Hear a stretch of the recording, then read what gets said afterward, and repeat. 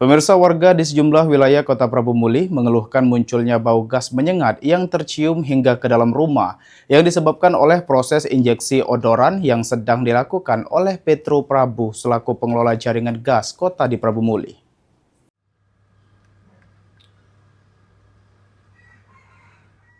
Warga Kota Prabu Muli dalam beberapa hari terakhir mengeluhkan adanya bau gas menyengat yang tercium di sejumlah kawasan permukiman.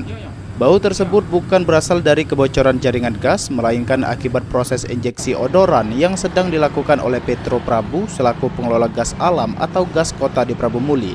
Akibat proses tersebut, bau menyengat dapat tercium oleh masyarakat di sejumlah wilayah. Meski demikian, pihak Petro Prabu memastikan kondisi tersebut tidak membahayakan bagi masyarakat.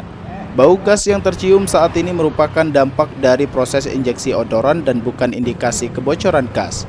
Warga dihimbau untuk membuka ventilasi atau jendela rumah agar sirkulasi udara berjalan dengan baik dan bau cepat hilang.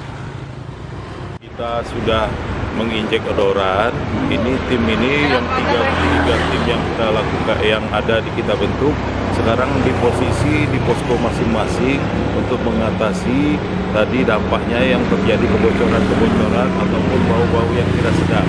Ini ada tim sekarang sedang di Karangan, kemudian ada tim yang sedang di Gunung Ibu, kemudian ada tim juga yang sedang ada di daerah Wonosari.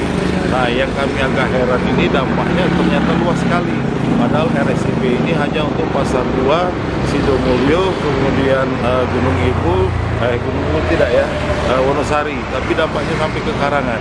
Nah, ini yang sedang kita identifikasi oleh tim-tim yang sedang di lapangan ini. Injeksi odoran dilakukan untuk memberikan aroma khas pada gas alam yang secara alami tidak berbau sehingga memudahkan deteksi apabila terjadi kebocoran.